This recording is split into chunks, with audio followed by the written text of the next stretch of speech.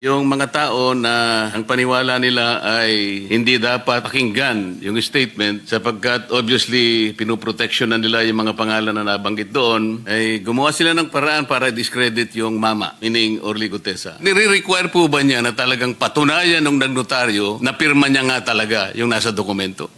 I agree na hindi practice yung ang nagpapanotaryo, tatanungin pa yung nagnonotaryo. Ikaw ba talaga itong pumipirma? Ano pong mapapala ng isang nagpapanotaryo kung pepekehin niya yung notaryo? Kamakailan lamang po ay merong isang tao na naging controversial dahil sa kanyang ginawang pagtestigo dito sa Blue Ribbon Committee. Ang pangalan niya po ay Orly Gutesa. Si Orly Gutesa po, kagaya po ng nalalaman na ng marami, kung hindi man lahat, he testified before the Blue Ribbon Committee and he was the only one who was able to connect the dots between Saldico and Martin Romualdez. He chose to present himself before the committee, took his oath, and he allowed himself to be interpellated by the members of the Blue Ribbon Committee. This representation thought that that was the thing to be done. Pagkatapos po noon, Mr. President, yung mga tao na ang paniwala nila ay hindi dapat pakinggan yung statement sapagkat obviously pinoproteksyonan nila yung mga pangalan na nabanggit doon,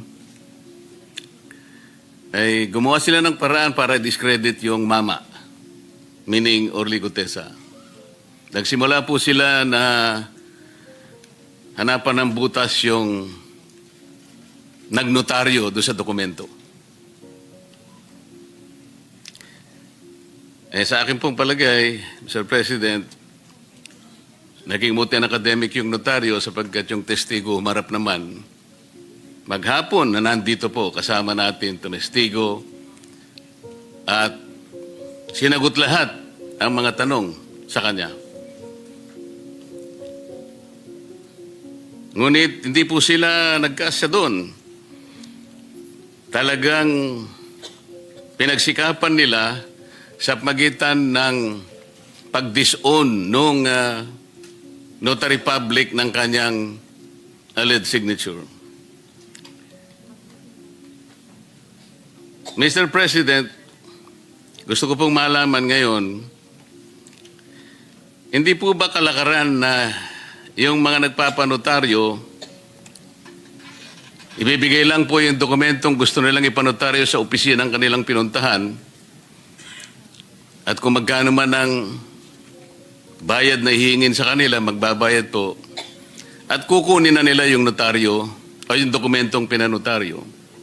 Hindi po ba ganun ang kalakaran, Mr. President?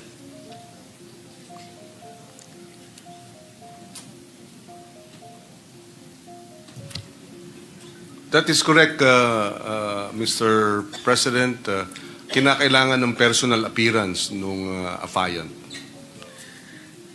Ganun nga po ang ginawa niya, Mr. President. At kung titingnan po natin sa mga matataong lugar, for example, the vicinity of a city hall, doon po dikit-dikit po ang mga opisinang nagnonotaryo. Meron pa nga pong nasa jeep na nagnonotaryo. Pangkaraniwan po bang nangyayari, Mr. President, na yung po nagpapanotaryo bago siya umalis ay pipilitin niyang puntahan yung inaakala niyang nagnotaryo at sasabihin niya, Ma'am, Sir, pasensya na po kayo.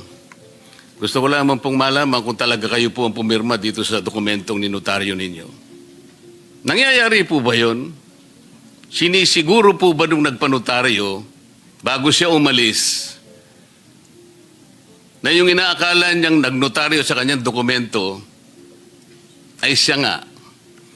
At nire-require po ba niya na talagang patunayan ng nagnotaryo na pirma niya nga talaga yung nasa dokumento? Well, base sa personal kong karanasan, mayroong assumption ang nagpapanotaryo na talagang yung nagnotaryo ay mayroong komisyon. Hindi ho kickback. Ibig sabihin, notarial commission. May authority. So, I agree na hindi practice yung ang nagpapanotaryo, tatanungin pa yung nagnonotaryo, ikaw ba talaga itong pumipirma? In fact, kabaliktaran. Ang notaryo nagtatanong dun sa pipirma, ikaw ba talaga ito dahil kailangan mong humarap sa akin? Salamat po sa inyong kasagutan. Totoo po yun, lalong-lalo na po kung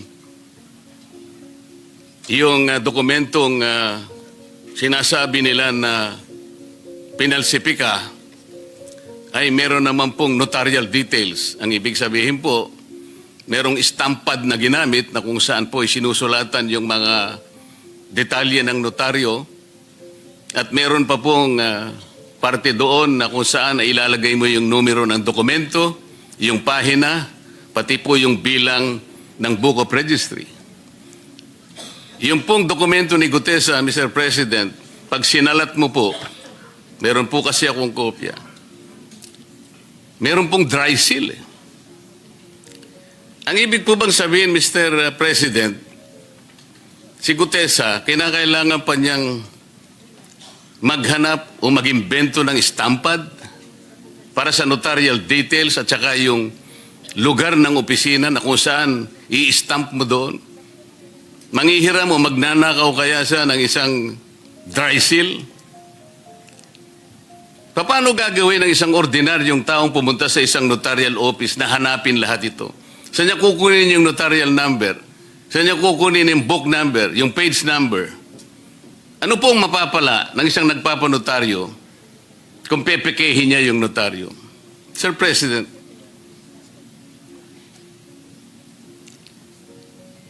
sa ordinaryong pangyayari po kailangan pa bang gawin ng isang Orly Gutesa yun? Yung ipeke niya, o paano niyang gagawin? Anong capacity ng isang ordinaryong tao na hanapin lahat yun? Sa konting oras na natitira sa kanya dahil kinabukasan, kailangan makarating siya rito para personal siyang tetestigo. Ano po ang mapapala, Mr. President, ni Orly Gutesa kung ang kukunin niyang notaryo ay peke? Well, bilang abogado, if I may be allowed, clearly, ang merong, at the very least, ang dapat may pananagutan dun, yung pumeke, rather than si Ginoong Gutesa. In good faith, the way I see it, no, I could be mistaken dahil hindi naman natin nakausap personal si Mr. Gutesa. So this is really more speculative. In good faith, pumasok siya ron. Sinabi, magpapanotaryo, pinirmahan ni Ginoong Gutesa. At yun na nga, may stamp, may signature, may date, etc. So, kung merong may pananagutan dun, yung nameke. Kung totoo ng peke. At base ata sa findings ng executive judge ng RTC Branch 18 ay yung signature nga nung Espera ay falsified. So yung nag-falsify nung signature, yan, may pananagutan po. Salamat po sa inyong sagot, Mr. President. Pangkaraniwan po kasi, sa haba at sa dami ng mga nagnunotaryo, hindi naman po talaga yung abogado o abogada ang pumipirma. Karaniwan po, meron silang staff, meron silang secretary, na sila lang ang pumipirma para sa kanilang principal. Palagay ko po ito, Mr. President, ay pangkaraniwan ang nangyayari. Ang biro nga po ngayon yung notarial services na nangyayari sa ating bansa already transitioned into a cottage industry. Tama po ba yung observation, Mr. President? In practice po, maaaring ang sabihin na nangyayari yan. Pero hindi pa rin sabihin na nating legal. In other words, yung pagde-delegate ng notarial services sa isang staff is against the law. At according to our clerk, our court administrator, merong isinasagawang spot checking. Sino?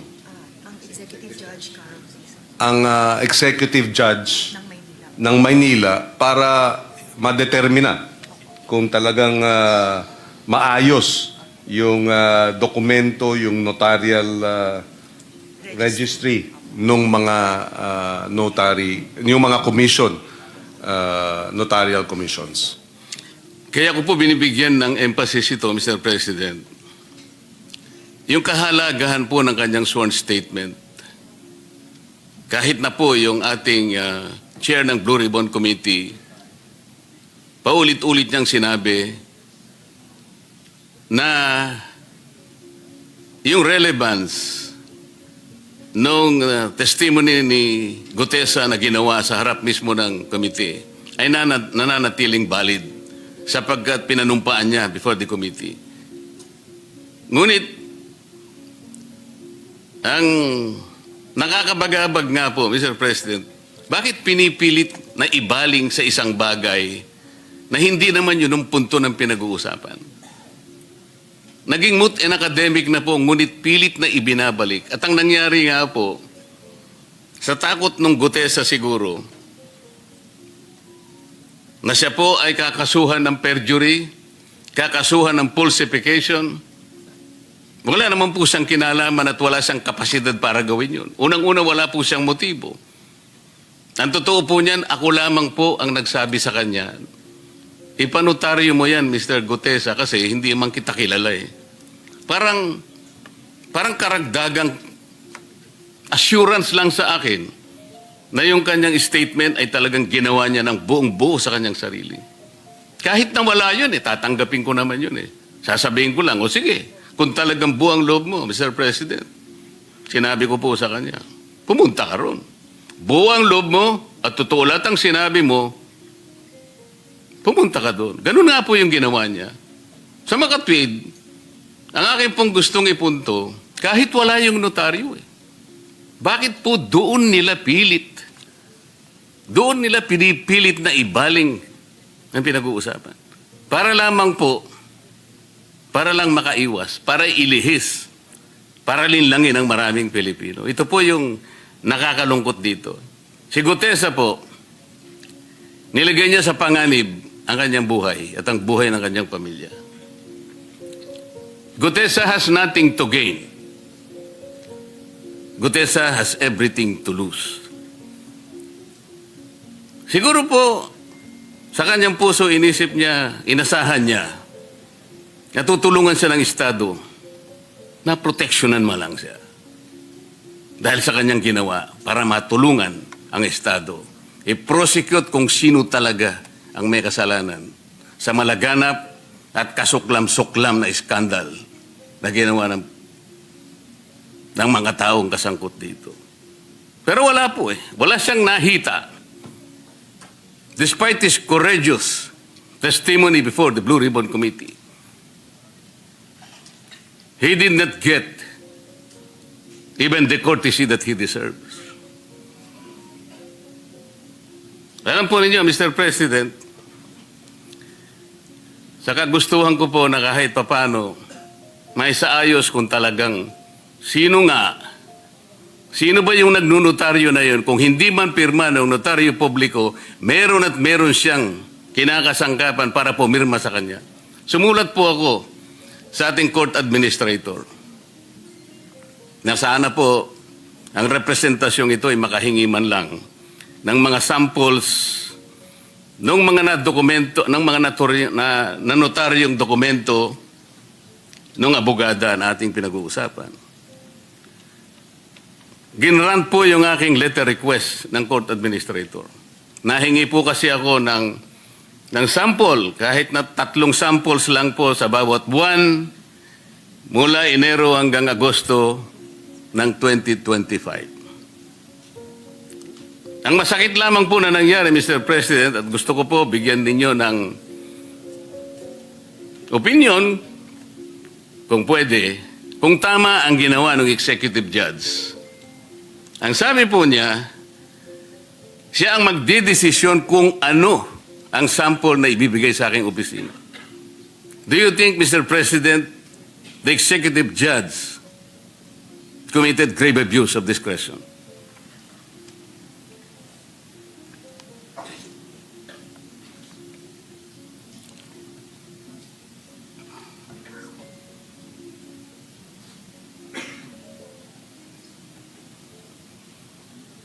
Yes. According to the court administrator, the executive judge submitted 3 samples, Sample documents. and that and therefore they deem it as a compliance. Now, if additional documents may be requested, then the court administrator is willing to likewise allow such access to these Subject to the documents. rule on data privacy. Yes, subject to the rule on data privacy. Mr. President, ang tinatanong ko po, siya po ba ang magdidesisyon kung aling kopya ang ibibigay sa amin? Kasi po yun ang kanyang desisyon eh. Pinapunta ko po yung aking mga staff doon. 3 sila sapagkat alam ko marami pong dokumento ang nandoon sa kanyang mga notarial books. Mga 8 buwan po ang ating hinihingi. So 3, marami po yun. Ang sabi po ng clerk of court, ng RTC, sinabi raw po ng judge na, I will decide which copy is to be submitted to the office of the senator. Tama po ba yun? Wala po bang kalayaan ang mga staff ko na sila na po ang pumili? Ang balak ko lamang naman po doon na, Mr. President, establish namin sapagkat alam namin merong kamuka sa kalipunan po ng mga dokumentong ninotaryo. Makakita lang kami 3 hanggang 10 na kamuka nung pirma na ibinigay kay Gutesa, na establish namin talaga hindi si Gutesa ang nameke. Talagang merong pumipirma para sa kanya.